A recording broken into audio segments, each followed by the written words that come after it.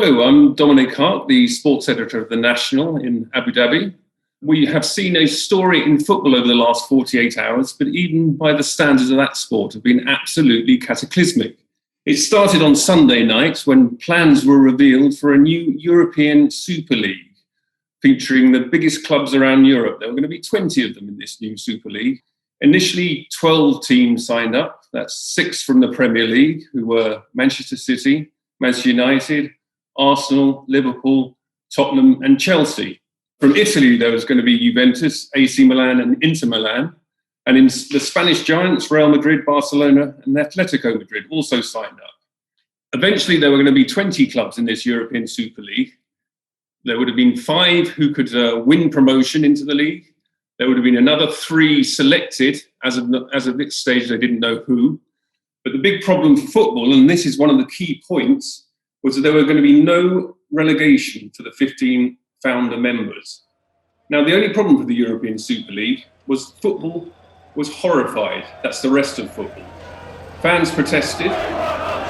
FIFA, the world governing body, were up in arms about it. UEFA, the European governing body, threatened to throw some of the clubs out of European competition, including the Champions League.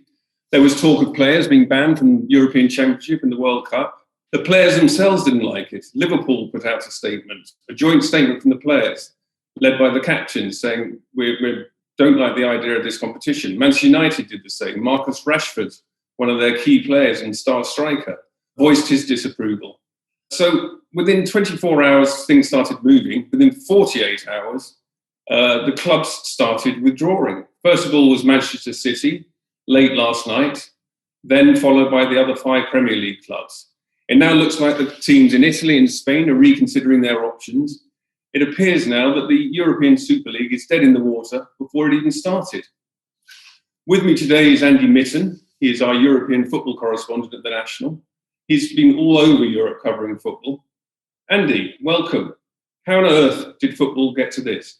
Crazy, Dom. Well, I was preparing to cover Manchester United Burnley for The National on Sunday, and when the story broke, and nobody at Manchester United knew about this. Ole Gunnar Solskjaer was only told 20 minutes before kickoff. He knew absolutely nothing about it. And he's Manchester United's manager.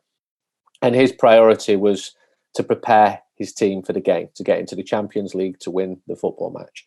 And he wasn't the only one caught in the headlights when he was asked to comment on this. My first reaction as a journalist was, nothing is permanent in football. How can you safeguard positions within a league? It just seemed wrong to me straight away. And we've followed football for a long time. We've seen teams rise and fall. We've seen Porto, Red Star Belgrade win the top competition in Europe. And suddenly you've got Tottenham Hotspur being invited into a competition, having never been champions of Europe. And one of the reasons we love football is because teams go up and down. Manchester City were a 3rd division team, incredibly well supported one, when Manchester United won the treble in 1999. Leeds United, European Cup finalists in 75, semi-finalists in 2001. They played 3rd-tier football within the last decade. And this is what makes sport so enthralling. And as Pep Guardiola quite rightly said, you need that element in sport. So to have a closed shop like you get in some American sports, that was the great appeal to the owners of these clubs, because they own world-renowned brands, but they don't actually make that much money out of them. And in the pandemic, it's been brought to a fore. They've started to lose money.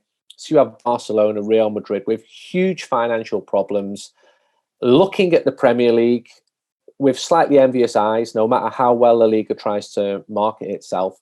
And then you have the American owners of Arsenal, Liverpool, Manchester United, basically wanting more stability, not having the risk of having to qualify for the Champions League, which is finishing in the top 4 in the English Premier League. And then if they don't, seeing a huge dip in their revenues. But it completely struck the wrong note with everybody, with the fans, with the players, privately, because most of them couldn't really speak out because they would lose their jobs. With the government, I was particularly struck by Boris Johnson, the UK Prime Minister, who I've never associated with being a football fan, come out and talk about changing legislation straight away to stop this happening. Be in no doubt that we don't support it and support the creation of this European Super League. I think it's not in the interests of fans. It's not in the interests of football. How can it be right to have a situation in which you create a kind of cartel that stops clubs competing against each other, playing against each other properly, with all the hope and excitement that gives to fans up and down the country? I think it offends against the basic principles of competition, and if necessary, in order to protect that principle of competition, we will seek, as I said to those bodies earlier on, we will seek a legislative solution, but we hope that they can find a way forward themselves. And Gary Neville spoke very passionately, and I spoke to Gary several times in the last few days about why this should not happen, and it built and built. And I sense that the people behind this, the clubs who you mentioned, they knew there was going to be opposition to this. They've seen opposition before. The Glazers have seen protest marches at Old Trafford when they took charge in 2005 in a very unpopular, highly leveraged takeover. And I felt they could ride out the storm. But the storm kept growing. UEFA were very strong in their position, with talk of leave now. Don't play in the Champions League semi-finals next week. If you're Chelsea and Real Madrid, you're out the competition. Now, they never needed to be thrown out of the competition. Fans were furious, all fans. I spoke to Liverpool fans, and Man United and Liverpool have got this huge rivalry. They don't like each other. And there was so much common ground. There's even talk of coming together. Chelsea fans turned up outside Stamford Bridge to protest. And it built and built over a day and a half. And then you started to see cracks in the coalition, rumours that one or two clubs felt that they'd been coerced into signing up for it. The timing could not have been worse. Now, the story was leaked, so this really caught the clubs off guard. It was leaked on Sunday lunchtime. And then Chelsea and Manchester City were the first two clubs to crack and to pull away. And they were praised for that, just as Pep Guardiola, the Manchester City manager, was praised for speaking out about it. And like a giant iceberg, it started to carve itself up. Ed Woodward, Manchester United's leading suit, he's resigned, he's fallen on his sword. And he's the leading suit, but he doesn't wear the trousers. The trousers are worn by Joel Glazer in Washington, in Florida. These are the people driving this. They're quite comfortable with the American system for sports, with words like franchises being moved from city to city. This horrifies people in Europe. You do not move Watford to Luton. You do not move Leicester to Nottingham. You do not move Manchester to Liverpool. It just doesn't happen. And when it did happen, when Wimbledon became the MK Dons, people were horrified about it. Now in the US, it's happened. Now, you raised some very interesting points there, Andy. Do you think it's an indication that some of the owners in the Premier League and throughout Europe are simply not in touch with the fans? Or is it that they're in touch with the fans and they're not really interested in their opinions? They're not really interested in their opinions. They pay lip service. Now, you use the word owners, and you're quite right there, because there are a lot of very good people actually working at these football clubs at a high level who work really hard to build bridges with fans, to communicate with fans. I see the relationship between Manchester United and Liverpool supporters and their respective clubs, Manchester City as well. And there's genuine dialogue, which wasn't there even 15 years ago. There's been big progress made on key issues like ticket prices, like ticket allocations. But that's just been domestically. The problems are still happening in Europe. So you're seeing FC Barcelona charging Man United and Liverpool fans €120 for the worst tickets in the ground, and then going, what's the problem here? Why is the outrage here? They're so out of touch. And this is Barca, more than the club Barca, the people's club Barca, completely out of touch. So you're still getting these problems in European football. And UEFA, who were right to kick up a fuss this time, they're not really loved by the fans either. They're out of touch with the supporters. So Liverpool's owner, John Henry, he apologised last night. I want to apologize to all the fan supporters of Liverpool Football Club for the disruption I caused over the past 48 hours. Goes without saying, but should be said, that the project put forward was never going to stand without the support of the fans. No one ever thought differently in England. Over these 48 hours, you were very clear that it would not stand. We heard you. I heard you. Did he join Liverpool Football Club and buy Liverpool because he was in love with the history of the club? No, he didn't. It was an investment. Football opened itself to capitalism a long time ago. Now, they've done a very good job. They've rebuilt Anfield. They've built the main stand. Liverpool have won the league for the first time since 1990. They've become European champions. They've got a fantastic manager. They've built a great squad up. And they've done it pretty organically. And Liverpool fans like their owners. The Glazers have never been popular among Manchester United fans. And what you saw over the last couple of days is it wasn't just the fans. It was every stakeholder in football was absolutely appalled. And it just built momentum. Well, I think it's interesting that they were all kept in the dark about these plans. That's significant, I think, because they must have predicted how badly they would have gone down when it was released. Now, do you have any sympathy with the owners? Because clearly, like many businesses, the last year has been extremely difficult. Football is a multi-billion-pound sport. The players command salaries of up to £300,000 a week. They have to be able to sustain it. So is there a case for giving them the benefit of the doubt over some of this? There's a case for proper governance in football, for financial fair play, actually meaning financial fair play, so that these clubs with turnovers of up to $1 billion US don't lose money, so that the players are not the only beneficiaries, because you're getting huge amounts of money flooding into football, primarily through broadcast, but also through commercial. So the days of football clubs being reliant on the fans who actually turn up at the stadiums, they've long gone. That's a depreciating percentage season after season. And some of the ideas within this, such as a salary cap, I can see that there's a good point to that. I can also see, but I find myself really conflicted with this.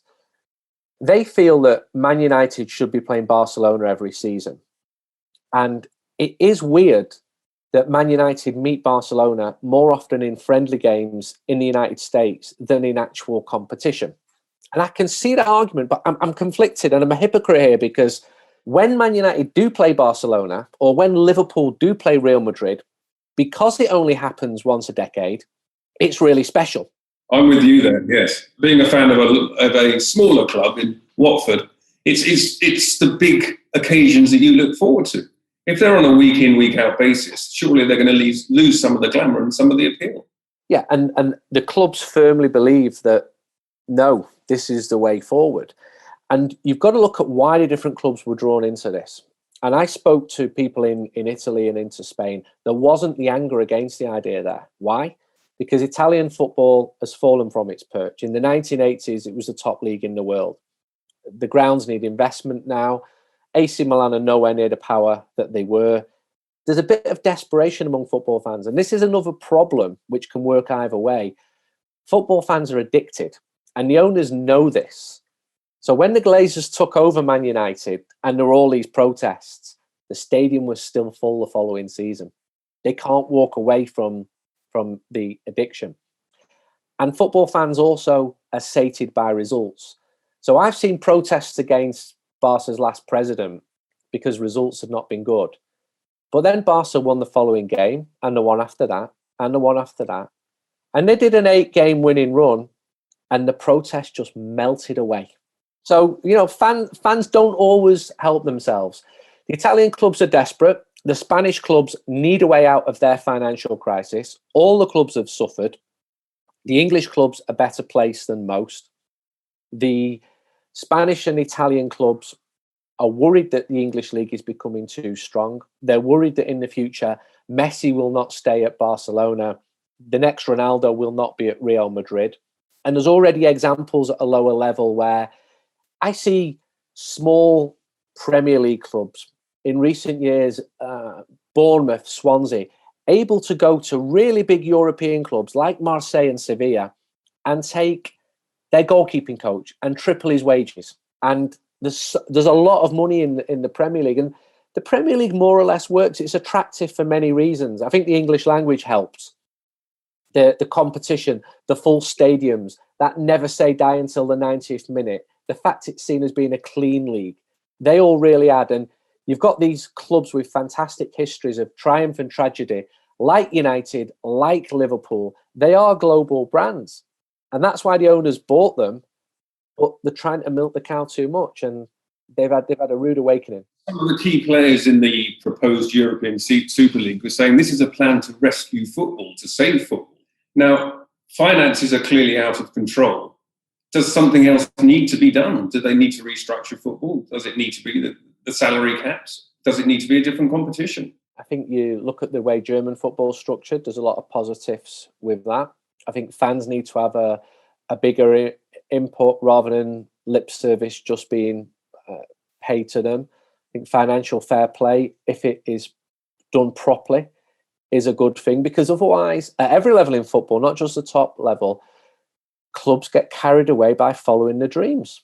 And I've seen semi-professional clubs in England go to the wall because you will have one benefactor coming in, spending too much money. The club lives well beyond its means. It rises up a couple of leagues. The benefactor leaves. The fans are just left to pick up the carcass of a club that's been living well beyond its means. And you see this repeating itself all the time. It shouldn't be allowed to happen. You mentioned briefly Ed Woodward, the executive vice chairman of Manchester United. He resigned yesterday. Now, he wasn't directly quoting the European Super League, but clearly that he was one of the key players in the proposals. Are there going to be some other casualties across Europe, do you think? I think there will, because these people have fallen on the sword. It's that simple. You know, Ceferin, the head of UEFA, he called Ed Woodward a snake the other day. That's really, really strong, because privately, people in football, they may have these views of each other, but to come out and say it publicly was incredibly strong. And he felt undermined that these clubs had agreed to a reformatted UEFA Champions League, which is planned to kick in 2 years. And yet secretly they were scheming and plotting to do this new European Super League. And they released it at 10 past midnight on Monday morning. The timing looked so amateurish. The graphics looked so amateurish. And Ed Woodward, who's always been under pressure, I think he's handled the pressure well, and he's been incredibly well remunerated for that. And he absolutely has his qualities. I've interviewed him twice, done big, long interviews with a man who does no interviews. And commercially, he's very good at bringing money into clubs like Manchester United. And despite United failing on the pitch, commercially they remained trailblazers for a long time. But he's fallen on his sword. He realised his position has become untenable. And I think you would have to see others in the same position. Florentino Perez, yes, but he's the president of Madrid. He's actually still quite popular with Real Madrid fans. He's a very wealthy man in his own right. This isn't Ed Woodward, where he's an employee of other people. And there's different political schisms in each of the countries. Agnelli, he's a scion of the Fiat family. His family have been involved in football for close to 100 years. But he was the main agitator here. He can't go back to UEFA cap in hand now. You just can't do it. You can't walk away, because the trust has been shattered. Well, the sense of betrayal in football is quite staggering, and clearly the European Super League misjudged it. Now, what's going to happen next? Can the other clubs forgive and forget? You mentioned that UEFA have said they've made a mistake, welcome back to the fold. I'm not sure that the clubs such as the Evertons, the Newcastles, the big clubs in the Premier League certainly are just going to say, oh, fine, mistake's been made, welcome back, lads, let's get on with it. The trust has definitely been breached. However, they need these clubs in the Premier League for it to work. Everton need Liverpool. They need Manchester United. They need the global appeal. When United and Liverpool are playing, United and Liverpool can go to Melbourne and sell out 90,000 tickets for a pre-season friendly when they're not even very good. There's very, very few teams who can do that. Fulham cannot not do that. So there's a sense of the other Premier League teams hanging on the coattails of the bigger boys and being really well remunerated, because they have to be to remain competitive, so that you get results like Sheffield United going to Manchester United this year, when the bottom of the league and winning. And that's what makes football brilliant. When West Brom go to Anfield, and I'm a Manchester United supporter from Manchester, I've never hid my allegiances, and I've got great respect for a lot of the other clubs. And I find myself cheering because West Brom have got a last-minute equaliser at Anfield. It's irrational. It's fantastic. There's so many good stories in football.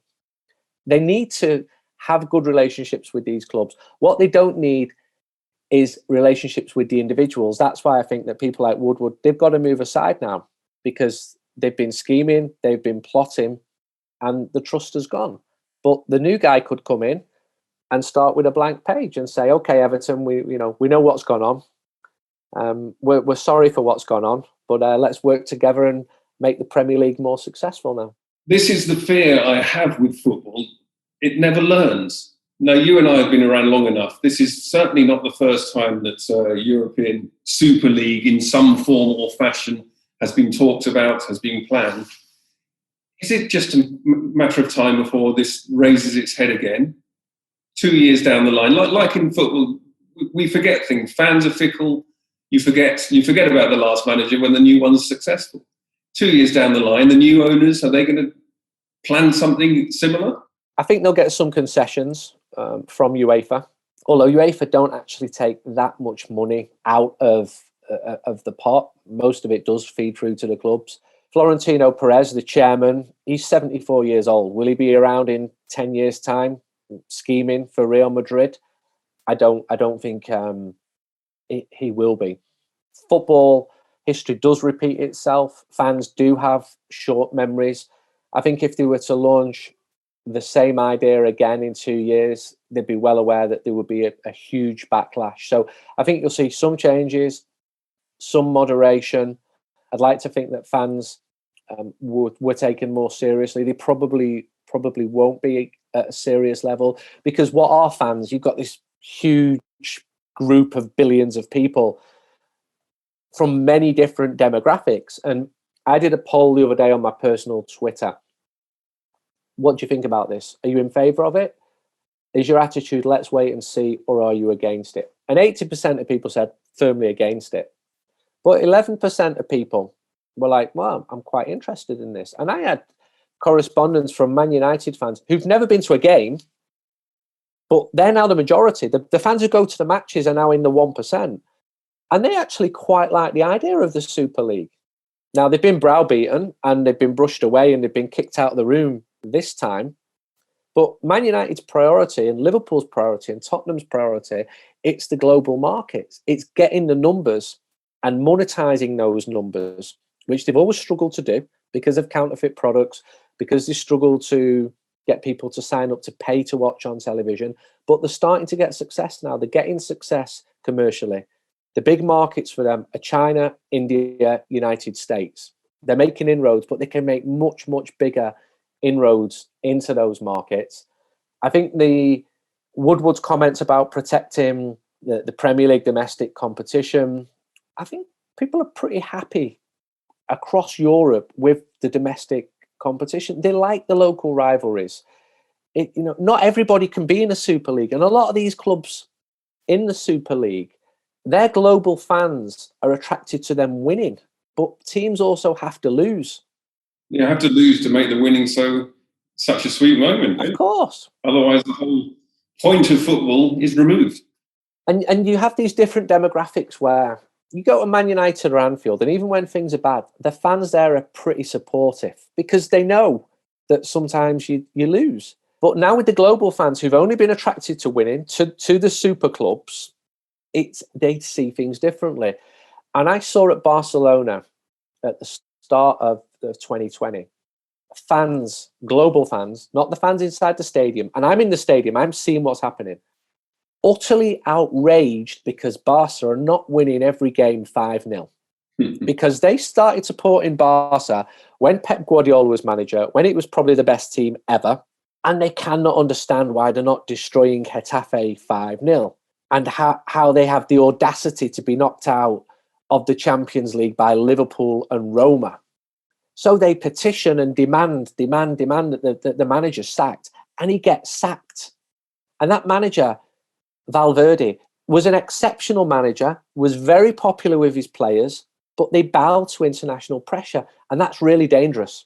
If Man United listened to their fans about the players, they'd have no players left within 1 month. They'd all be sold. Yeah, it would. Well, Andy, thank you. It's a fascinating story, and it's going to rumble on for a few days, a few weeks, probably for a few seasons. And we'll catch up again soon. Thanks, Dom. Good to talk to you.